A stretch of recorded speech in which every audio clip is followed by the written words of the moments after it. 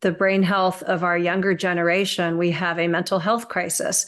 We've had an isolation crisis. We've had a health crisis. And a light was shone on the fact that, yes, grandmom and granddad are alone. Well, you know what? They might have even been alone before the pandemic, but people may not have been paying as much of attention. And all of a sudden, there really was a bright light because you couldn't see them. I mean, it was a true crisis. And so I think out of every major problem, there does come an opportunity. And I think we see it. I think there is a world right now focused on the problem we have in front of us and on solving it. So I, for one, am extremely hopeful.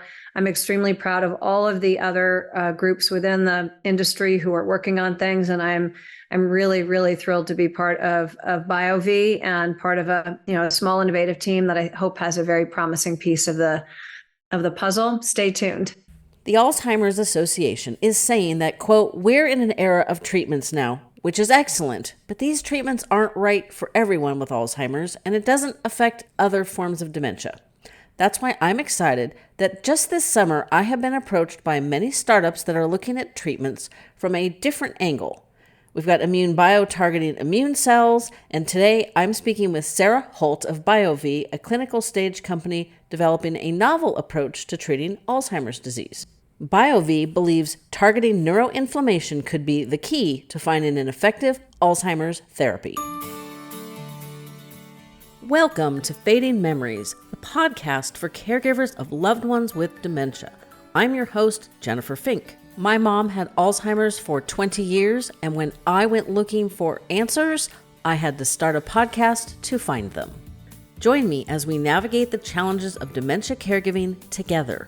Through personal stories, expert interviews, and practical advice, we'll explore effective communication strategies, stress management techniques, and ways to cope with the emotional journey.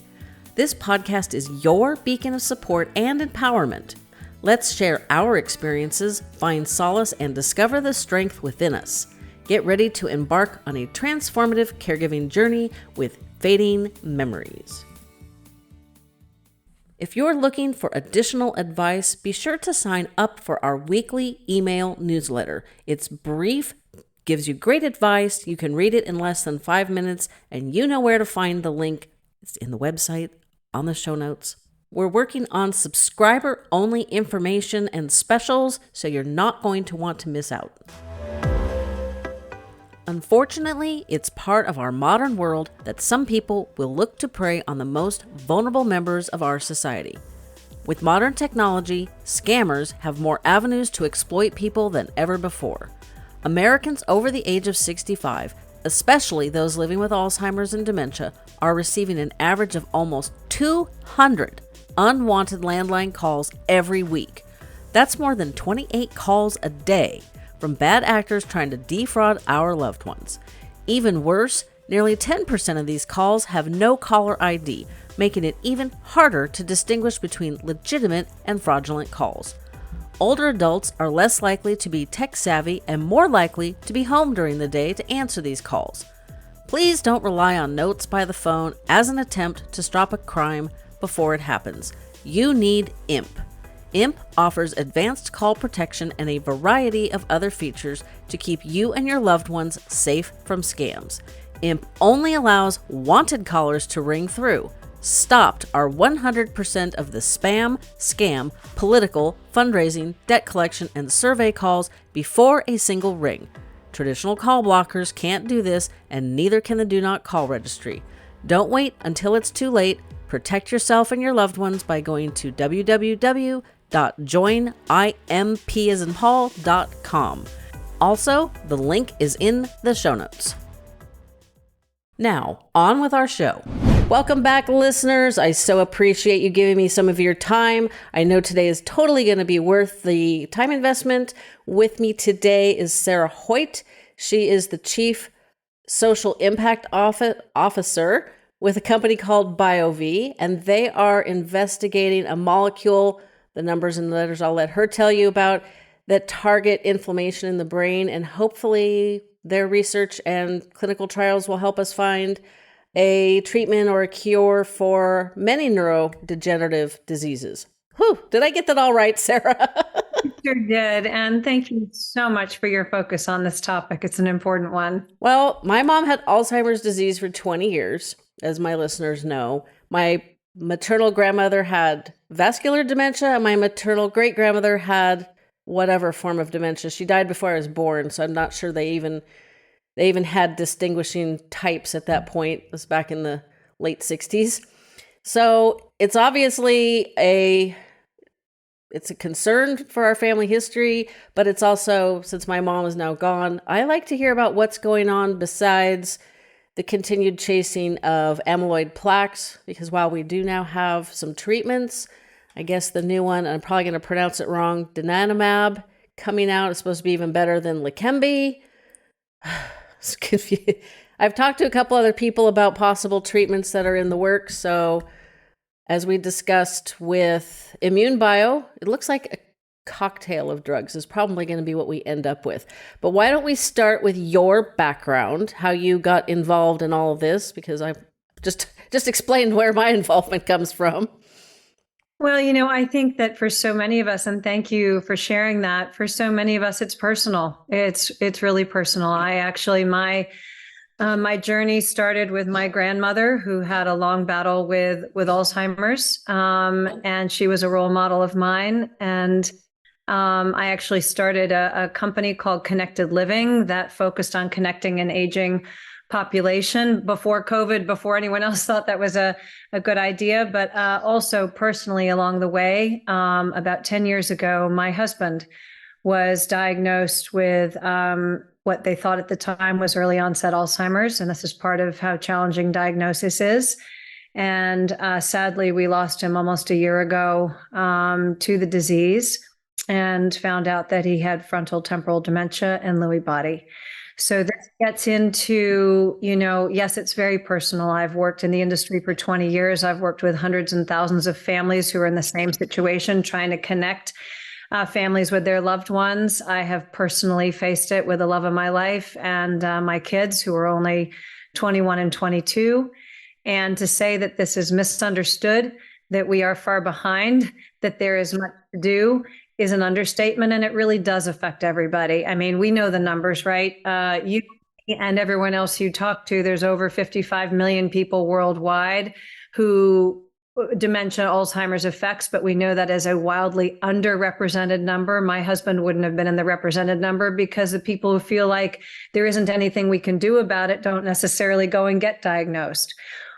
However large the numbers, which are extraordinary, this probably is the largest pandemic we face in the world right now. The costs, both personal and financial, into our health systems, but it's going to double with an aging population to over 150 million in the near term. So we need a solution, and we need solutions. And to your earlier point of this is a moment, this is a moment of hope. I mean, we are celebrating, cheering on, and encouraging every bit of science, because there's been almost silence for 100 years with nothing. And now we have a moment where there's pieces here and pieces there, and the science is different. And it's exciting, because I do feel like this is a moment of hope, and it's a moment where the world, maybe because of COVID, maybe for a really million reasons, that a light was shone on brain health, mental health, our aging population, isolation, all the things we deal with. And I think people are really, really focused on a fix. And so, yes, BioVie is a very exciting piece of that. Well, I'm hopeful, and I will be 57 in November. So my audience also knows that my paternal grandmother lived with her mind intact to 103. So that is my goal. So that will give you 46 more years, give or take a couple months, to put up with me. So yeah, I'm very invested in, let's find solutions, let's find treatments, let's find preventions. I was out in the 90 plus degrees garage doing my workout yesterday. Not fun, but I know how important it is. So yeah, Well, I'm very... You're right on it. I mean, this is, let's talk about that, because first let's talk about maybe a little bit about epigenetics and what we can control, and then let's talk about BioVie. So what you just said is critical. what we do every day, and this is what people have to hear, this is part of the hopefulness, about 70% of our outcome is what we do every day with our lives. It is what we eat. It is how we exercise. It is our sleep. It's called epigenetics. And it is the changes over time. It's our stress level. There are clear things we can do. More of our outcome is determined by what we do every day and our children do. This isn't an older person's issue. This is as we live birth to death, how we care for our body and brain health and the pillars of it, from socialization to eating properly, to sleep, to stress, to exercise, and all these things makes an enormous difference. Now, to the piece that is controlled by our genes and the science, and not all of us get the same hand dealt to us. Obviously the science of figuring out what we do when we have a disease and the dementias, there are many of them. So people tend to say Alzheimer's, but the dementias are varied and different. And just like with cancer and other, illnesses, we need different treatments based on what we have. So what's happening at BioVie? Number one, I will say again, we celebrate all the advances that have already happened. And again, they're different, and we're excited for everyone in the path.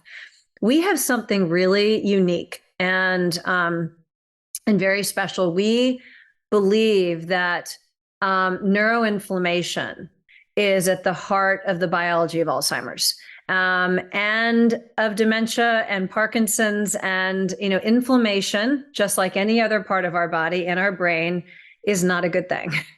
And so our molecule, NE3107, specifically focuses on reducing brain inflammation, and it appears to improve cognition and memory and function. The results from our stage 2 trials, which are on our BioVie Inc. website, are really quite exciting. This needs to be repeated and confirmed in our phase 3 studies, which we're very hopeful about, but this is science. So we are going through all of the processes, and those readouts from those new trials will be by year end. So we have a fully enrolled stage 3 Alzheimer's trial, and we will have other trials starting both in Alzheimer's and mild cognitive and Parkinson's coming soon. How many clinical trials are common for when you're searching for a treatment or a cure? Just that's my curiosity going there. Well, there's a whole process, and it's really, really important that obviously as you're working on the science and a new molecule, that it goes through all of the safety, procedures and processes. And so you have to get fully through phase 3 trials, and then there's a whole process to continue to get a molecule or drug to market. But we do believe both in the power of the science, the importance of the trials, the willingness of the FDA and others to. All of us are working on solutions. We saw what could happen when the world came together to solve COVID, because it was a world crisis and people collaborated and came together, and we got some incredible science. And this is the kind of thing, BioVie is one player, but we are part of really trying to build consortia, collaboration, and make sure that as a community, we come out with solutions. The rising tide lifts all ships.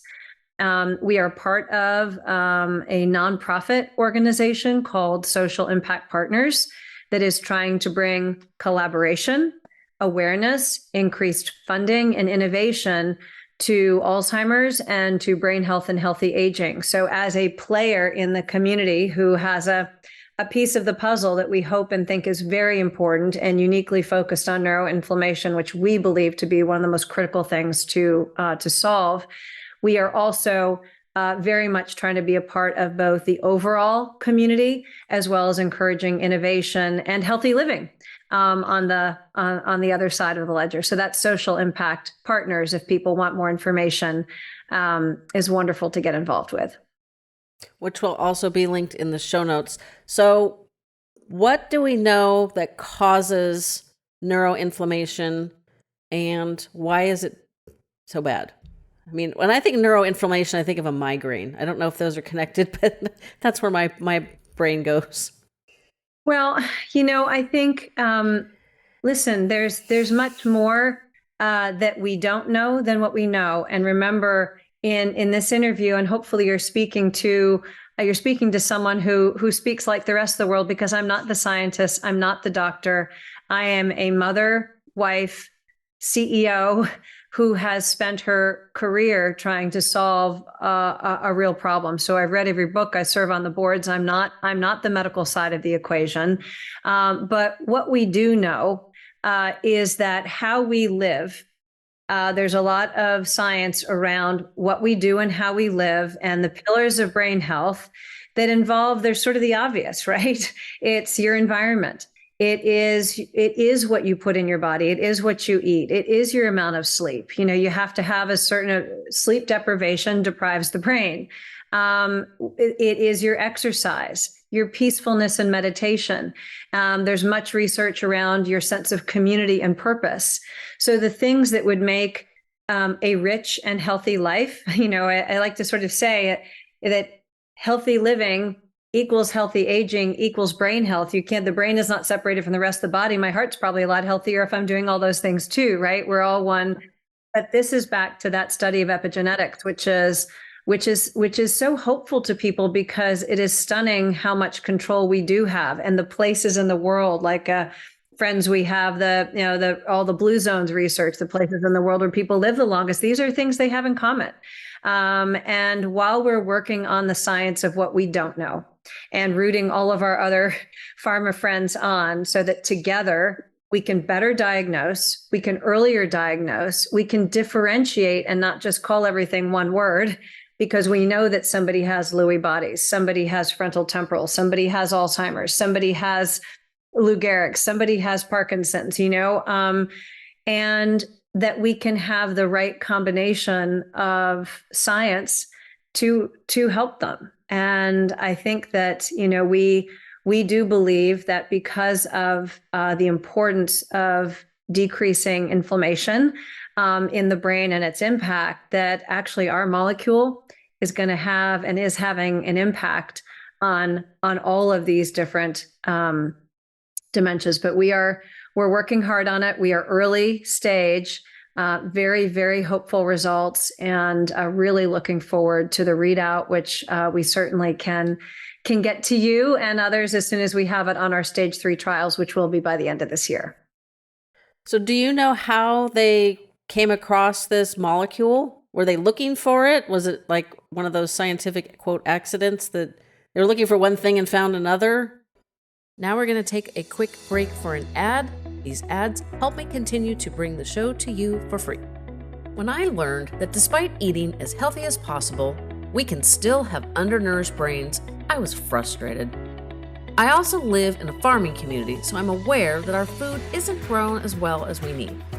Learning about neuroreserves, Relevate, and how it's formulated to fix this problem convinced me to give them a try. Now I know many of you are skeptical, as was I. However, I know it's working because of one simple change. My sweet tooth is gone. I didn't expect that, and it's not something other users have commented on, but here's some truth. My brain always wanted something sweet. Now, fruit usually did the trick, but not always. One bad night's sleep would fire up my sugar cravings so much they were almost impossible to ignore. You ever have your brain screaming for a donut? Well, for me, those days are gone. It's been about 6 months since I started taking the supplement, and I have no regrets. I believe in my results so much that I'm passing on my 15% discount to you. Try it for 2 or 3 months and see if you have a miraculous sweet tooth cure, or maybe just better focus and clarity. It's definitely worth a try. Now back to our conversation. You're absolutely right. We have 2 brilliant scientists, Chris and Clarence, on our team who've been working with this molecule for over 15 years. And early on, it was they were looking at it in relation to diabetes. Sometimes you conduct the science, you see what the impact is, and then you realize where you might have the biggest impact. And like most good ideas or most things that come to fruition, it's the stubbornness and the innovation and the willingness of people who are on the front line of innovation, trying to bring something new to life. And this is also why the one other thing I will say to your listeners, we're all in this together. We're all part of the solution. All I can see is my kids. I now have a 21 and 22-year-old without a father, and their grandfather had it, and his older brother has dementia, and this is very real. And I think all of us need to be a part of the solution. And we also have to see that as we are working on the science, we have to see our kids. We have to see the next generations. Sometimes when you're solving something, it isn't even for yourself. It's for what comes next. And so the ability for people to be part of clinical trials, it can be very hard to recruit for trials, but we can't collectively solve any of these diseases unless people are willing to be part of the solution when they know they're in the path or they qualify. And so one of my calls to action would be to really ask people to, if you have a chance to participate, whether it's BioVie or anyone else's trial that you qualify for, I would highly encourage it, because that actually is an issue, is recruitment. And that's one of the most important pieces of the science, is to get the trials filled and then to have the science and the data to do something about it. I also would really, really encourage people to get more information.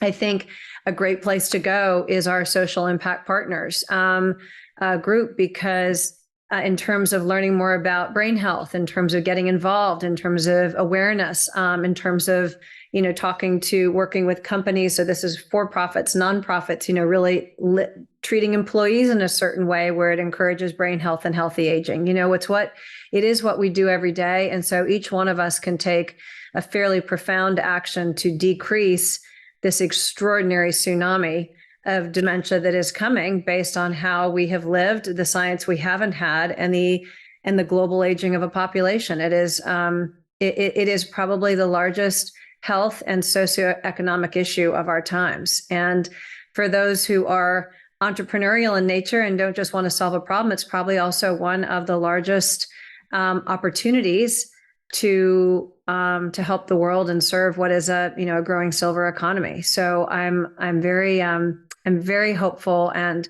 really, really proud to be part of both the BioVie team and engaged in social impact partners. Well, I'm going to ask you a little bit more about them in a second, but I have stated for quite a while that until big corporations in this country and probably globally realize that this tsunami of dementias is already affecting their bottom line, that not enough is going to change. So it sounds like Social Impact Partners is kind of directly addressing that. So can you tell me a little bit more about what Social Impact Partners is doing and the goals? Because that sounds like something I need to get involved in, because not having my mom, I can't share on Instagram like, oh, here's our caregiving challenge. Like, I could just talk about it in the past, which doesn't particularly resonate too well. I would like to, being an entrepreneur and an artist, I would really like to kick some corporations in the rump and say, hey, pay attention. This is a problem already. There's all kinds of ways to be involved. And so a few things that we are doing. One, it is a consortia of business people, nonprofits, for-profits, the medical community. It is a place where leaders from all over the world, it's not just US, can come together and say, we really need to collaborate and communicate on what we can do for solutions. One thing that we're doing right now, which is really exciting, and there'll be a white paper coming out in September, is we have some Innovation Olympics going on with business school teams from literally all over the world working on brain health and healthy aging solutions. We are going to be raising capital to invest in innovation and in these solutions. We have a global business plan contest. We're very much encouraging a younger generation to get into the mix and help us. I think in healthcare, we have, in many ways, scared people away. And we want people to know that this is a space of innovation, of hope, and of real opportunity. We really have a chance to raise awareness. We have brain health series that is really exciting.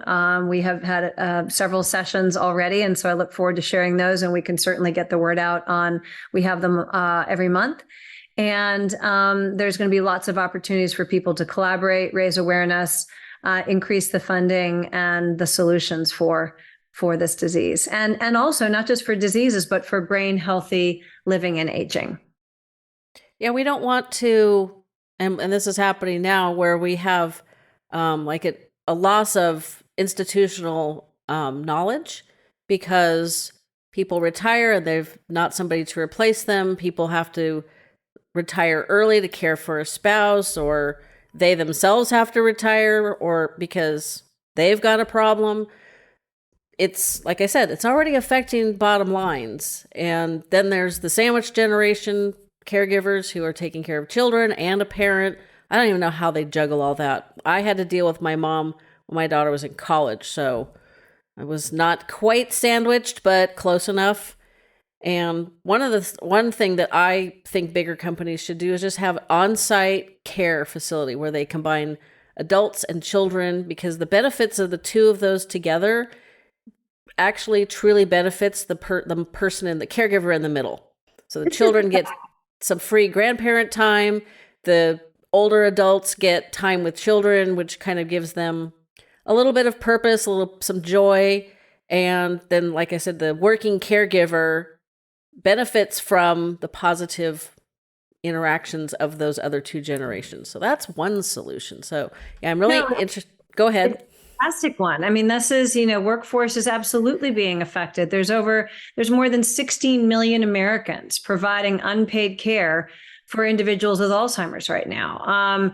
This is, of those 16 million, many are working. People, whether you're calling in sick, whether you have to take huge, time off, what you do to navigate the situation, which every family is facing. And so clearly the ability for us as a nation and for the world to focus on how we not only support and solve those with the disease, but how we support the caregivers. In many circumstances, the caregivers are getting sicker and even dying sooner than the people they're caring for. This is a very stressful, very sad disease, and often a very long goodbye. And the and support that those caregivers and family members need. Often it is an older spouse trying to deal with this. I'm in a unique situation that we were younger and he was younger and I have kids, and that's a sad enough battle alone.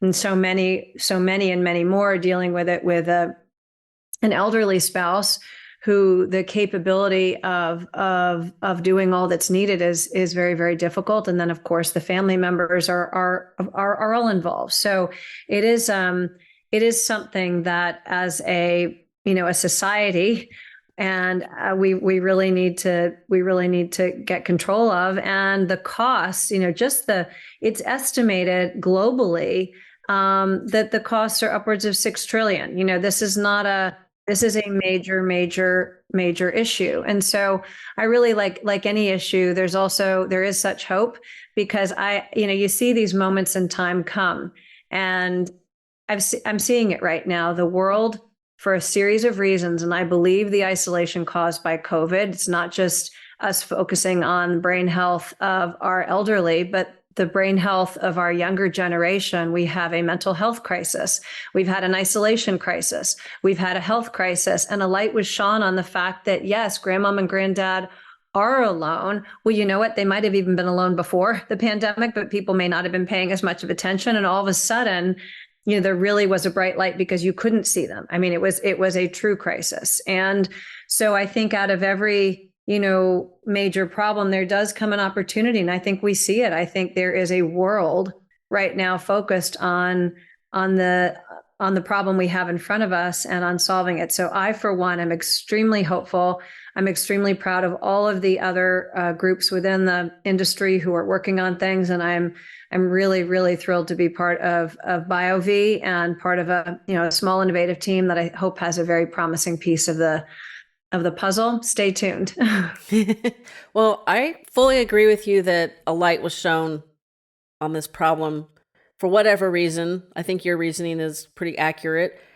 back in 2017, my husband and I are Rotarians. We were at the international conference. As you know, conferences always have breakout meetings, sessions. And I went to one titled Brain Health and Peace. And I thought, those don't seem to go well together. Essentially, the gist of the conversation was we have a brain health problem. So this was how many years ago? 6? I'm not so good at math. It's the one thing I should probably work on to keep my brain strong.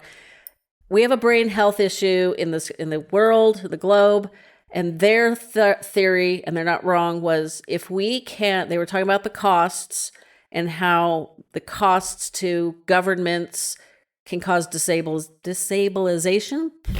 It's too early. It's a Monday. It's too early in the week for big words. How it can cause destabilization on the globe. Their thought was if we can figure out a way of slowing down, a neurodegenerative disease like Alzheimer's or FTD, the money, if you can postpone having major symptoms of Alzheimer's 10 years, then you might die of old age first. So now I'm seeing a lot more research and hope, which brings me back to how exactly, and I know you're not the chief science officer, so you can speak in my language at this point. How does this molecule affect the inflammation? Does it reverse it? And what is the science telling them with this molecule? Is this a treatment? I'm assuming it's not a cure. I don't think we're quite that lucky yet.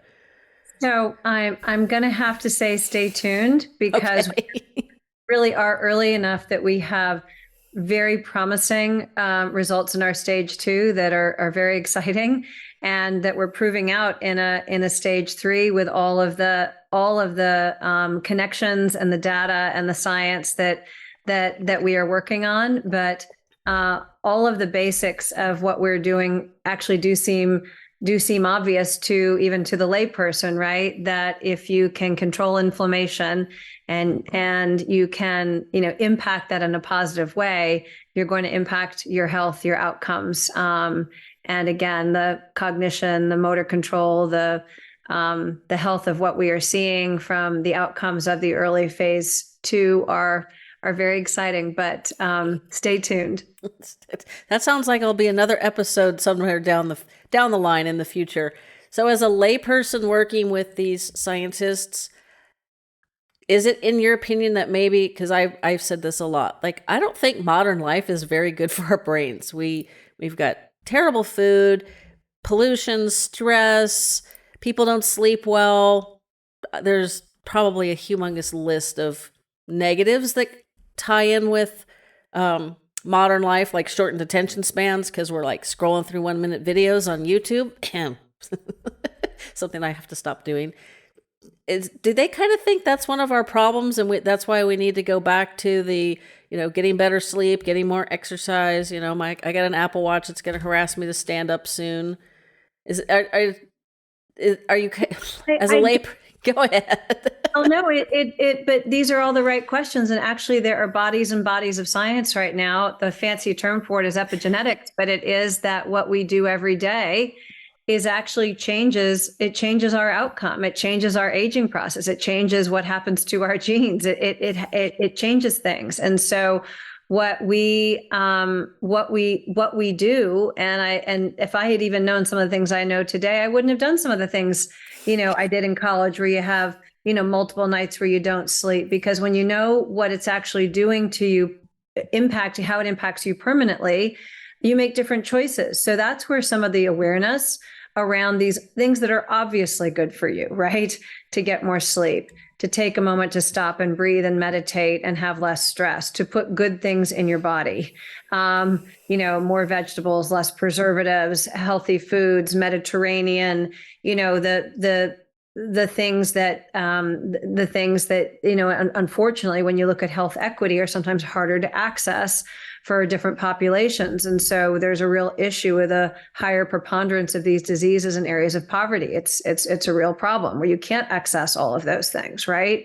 Mm-hmm. It is environmental, the air we breathe, what we drink, so our exercise, profoundly important to our outcomes. So these are these are some of the things that we know are important, and our socialization and our purpose. We are social creatures. The places in the world and the people who have vibrant social networks, who are learning new things, languages, music, who are staying active, the use it or lose it. Is actually a real piece of even the Blue Zones research of the 9 elements for the people who live longest in the world.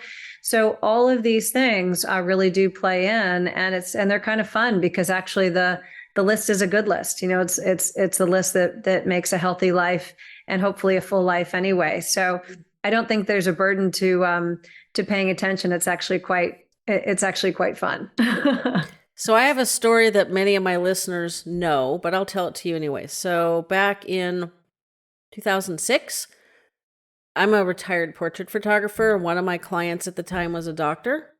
My dad's side of the family has diabetes run amok, basically, but interestingly, only affecting men.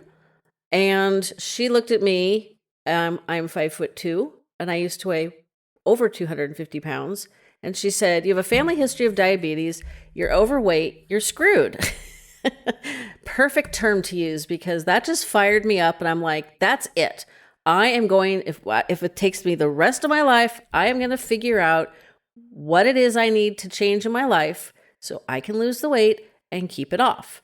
And I kept off most of it. I hit menopause and caregiving all at the same time. Not a great combination. Still working on it. But even this morning, I was just like kind of dragging. And it's like, it just blows my mind that I am not like fully ready for the day until I've done a workout. And, 15 years ago, I would have laughed at you if you had said that I would be telling people that in 2023. There's a lot of things I'd be laughing at, like, COVID and lockdowns and all that stuff. Nobody predicted any of that. But it's just set aside to take care of ourselves. And when you do, it matters. It makes a difference. You will live longer, you will feel better. And we do give ourselves, again, that number of, somewhere between it can be debated, right? 65 and up to 80 of we control our outcome by what we do and how we live. And the others, there obviously is science to our bodies. We're all dealt different hands, but we have far more control than not. And in the numbers of how they add up. And so let's work on both. Let's work on the science, and let's set aside the time ourselves to lead healthy lives, to run companies and organizations that honor the family and health and the ability to take care of yourself. Those are going to be healthier workers. And that honor, because we have parents, we have kids, we have ourselves. And I think there is a world out there right now that is very cognizant that workspaces are changing, that taking care of ourselves does need to be a priority, and that it will make a difference. So I really thank you for focusing on this topic. It's a big one. I agree. And as I said, 3 generations behind me with some sort of brain disease. My maternal grandmother had an aneurysm that leaked for 3 months. So I'm pretty certain that's what caused the vascular dementia. But, not always the healthiest lifestyle. My grandfather did not consider a meal complete until they had dessert. Don't know if that included breakfast, but it definitely included lunch and dinner. So that's a genetic inherited trait that I have had to battle firmly daily. It's not fun, the sugar addiction, but fortunately, some of the other bad substances have never been part of my life. So is there any last thing you want to tell us about BioVie before I let you go and inform other great people in the world what's going on? Well, I want to thank you for focusing on this topic. And I just want to say I'm really proud to be a part of the solution and of the science. And I do encourage, please, everyone, I'm a layperson who just cares passionately about this, and we all have a role to play. And so support trials, get awareness, and take care of ourselves, but help be part of the solution. Totally agree. Thank you very much. And I look forward to that update when you told me to stand by. I'll stand by, but I'm looking forward to the update. I am too. It's very hopeful. Thank you. It's been fun. Wow, thanks. You're one of my power listeners. You've gotten all the way to the end of this episode, and I greatly appreciate it. But I do have one last quick request. Could you go to Apple or Spotify podcast player and leave us a 5-star review? In your written review, you can ask a question or just simply state what you liked about this episode. Reviews are the best way to get new listeners, and the more new listeners, the more caregivers we can help. I greatly appreciate it. Now, here's what's coming up next Tuesday. Knowledge is the key, so read up on the information that's available. Medicare does provide a standard booklet called, I think, Medicare on You. They send it out each year, and but it's a really thick volume, and really sometimes it's like a law book or something. It's so many words and things, they're really understandable. So that's why we made a book that's more user-friendly. So that makes it easier to read and people understand about it. We have videos also they can check out. So this is something that you want to become as knowledgeable as possible, and don't, leave it at the last moment, which a lot of people do. They procrastinate. They just simply don't think about it. So that's a really costly mistake. Thanks for listening today, and we'll be back in your ears again next Tuesday.